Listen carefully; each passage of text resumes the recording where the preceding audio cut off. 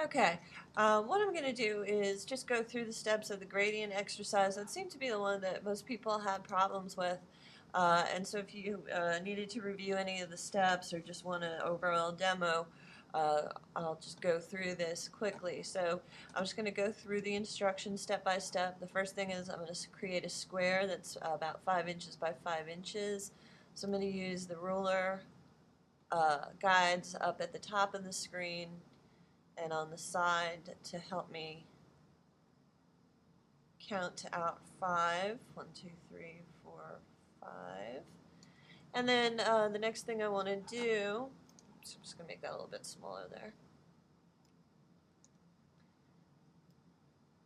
is fill that with a color. So actually it's going to be a gradient, which is 2 colors. So in the swatches box, what I'm going to do, and you need to pull this up from window if it's not showing up already, but bring the swatches box up. A lot of people had trouble finding this because it is so small, but this little corner icon with the little triangle and the lines, you're going to click on that, and then you're going to choose from the menu New Gradient Swatch.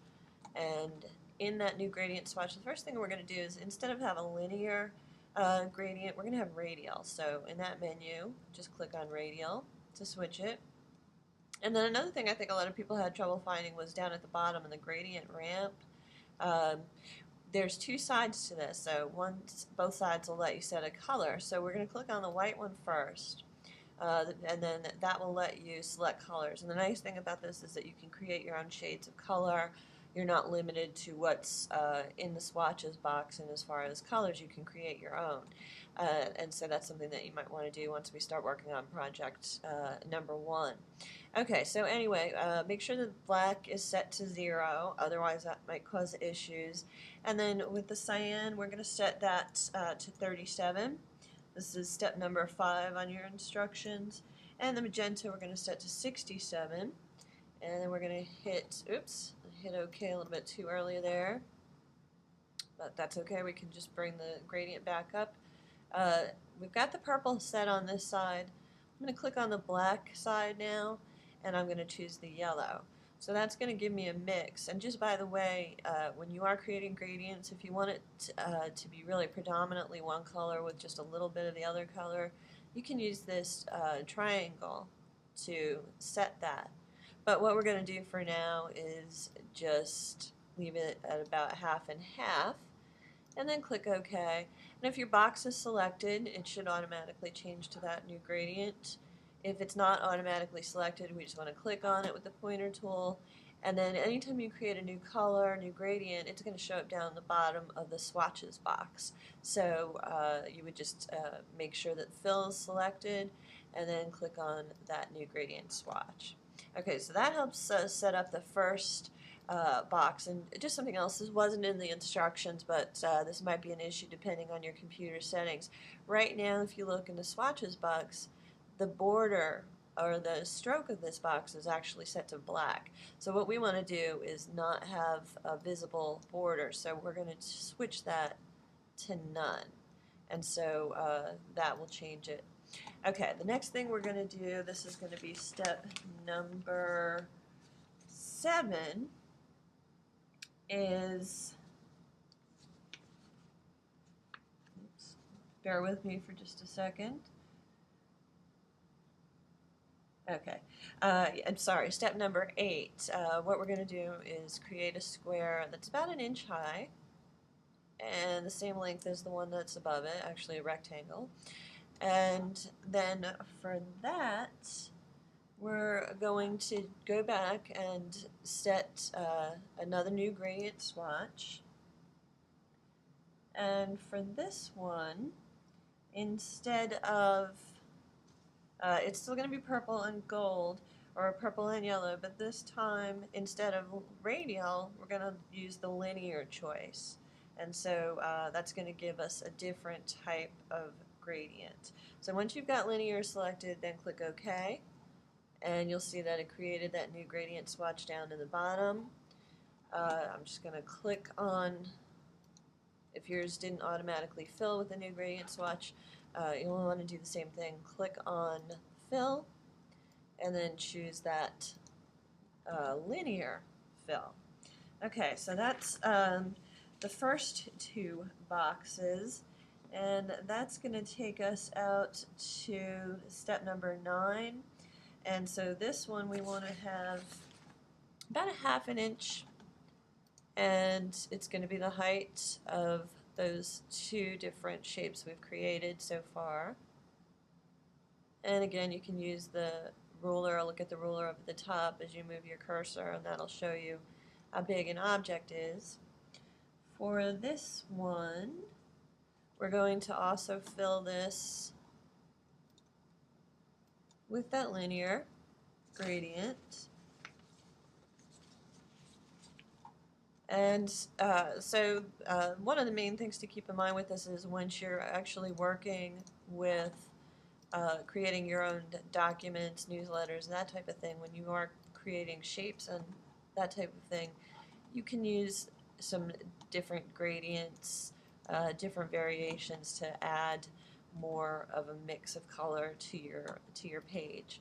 Okay, and what I'm doing right now is just checking to make sure that all of the boxes, the strokes, are set to none.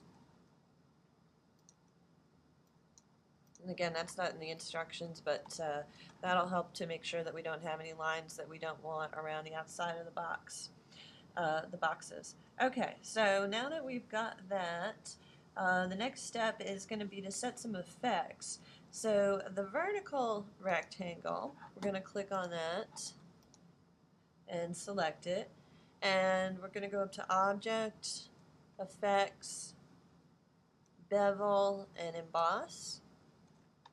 And then that'll show us this menu, and you can do a multitude, just unlimited number of different types of adjustments. So you might want to experiment with that on your own after you finish this particular project. But I'm just going to go with their automatic settings. So I'm going to click OK. And it gives us this nice kind of 3D sort of effect on that particular rectangle.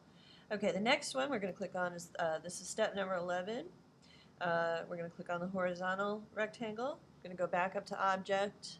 We're going to do a slightly different effect here. And again, you can experiment with all these. They have satin, basic feather, gradient feather. What we're going to do is just a basic drop shadow. And again, I'm not going to change the settings. I'm just going to click OK.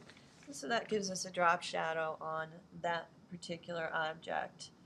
The next thing that we're going to do is go to step number 13. So what I'm going to do is draw a circle, and you probably remember from previous exercises, what we do is we choose the rectangle and then hold down on until we get the menu and choose the ellipse tool. And then I usually find it easier to just draw off to the side of the page than trying to draw on top of an object. I'm going to set that stroke of that circle to none so that we don't have a line showing up.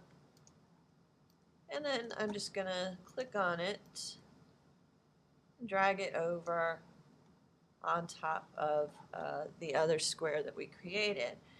Okay, now the next step that we want to do there is create some text that goes around the circle. And this is also a nice little effect that you can use in different ways. So we're going to practice with that.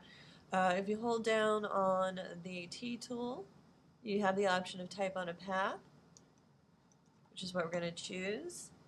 And then we're going to start right about over here and type in our text, East Carolina University. And this is also one of the steps that a number of people had difficulty with, because it can be kind of tricky, especially once we resize that text, which we're about to do. Okay, so we've created the text that we want. Now we're going to highlight it.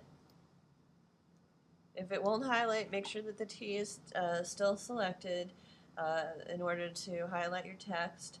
And then once you have it highlighted, we're going to set it to Arial. So I'm just going to use the menu up here for text. And we're going to use bold. And you can tell now at the top it's got Arial bold. And then we also want to make it 36 points.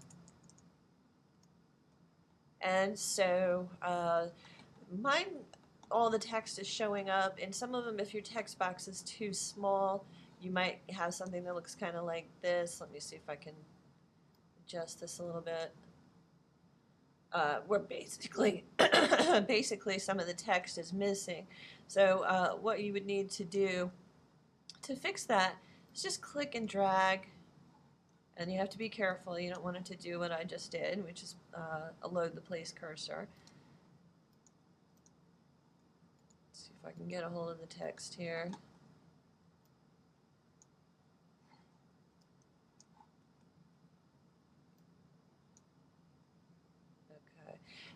You might kind of have trouble with this, like I am at the moment, adjusting that size and so forth. But if you do, what you might want to do is just go back and delete the circle that you have, draw a new circle, and then when you go to put the text in there, start out automatically with the larger size text so that it knows to make that text box big enough. Okay, anyway, the next thing I'm going to do is set the color of the text, which is also a nice effect that you can use in InDesign. And so I'm going to highlight my text once again. And I'm going to go to the swatches box. This time we're going to choose, instead of new gradient swatch, new color swatch. And in that, that'll just give us one option, since it's a color instead of the two sides like a gradient would have. We just have this one choice here. So a lot of times it will be set black to 100. Set that to 0. And then set the cyan to 48. And the magenta to 53, and then click OK, and that's going to give us a purple. And in the swatches box, now you'll notice instead of just the regular fill, what you have here is a T. And so that's letting you control the color of the text itself, like when we created the white text for the ad recreation exercise. So with this one, you're just going to click on that, click on the purple that we just created, and when you click off of your text, you'll see now we've got purple text. Let's see. Okay, we actually want to do the opposite here, so what I'm going to do is just highlight this again, and where the T is, instead of purple, I'm going to make that yellow. So that's going to change my text to yellow. The outline of the text we control with the swatch or the stroke box. So we're going to make the outline yellow. I'm sorry, purple. That purple that we created. So we're going to go down there, choose that. Now if you look at it, you've got a mix where the outline of the lettering is purple and then the inside of the lettering is yellow. And you can do a whole lot of different effects with that as well. Right now it's just a real thin purple outline. We're going to make it thicker. So that's the next thing we're going to do is highlight this text. We're going to go into the stroke box, which basically stroke just always means outline or border. In this case, instead of an outline or border of an object, it's the outline or border of the text. And we're going to make that 5 points so that you have a thicker border. And then when you click off of it, you can see the change. And just for experimental purposes, again, let's say that you wanted something really drastic. We do like a 10-point stroke, something like that. So again, lots of different variations, lots of different possibilities. I'm just going to undo that, switch it back to the 5-point. Okay, and then basically you've got what you need to have here. And if you still have any questions about any of the steps, let me know, but I think probably for a lot of people seeing this firsthand instead of just reading the instructions will probably clarify a lot of things.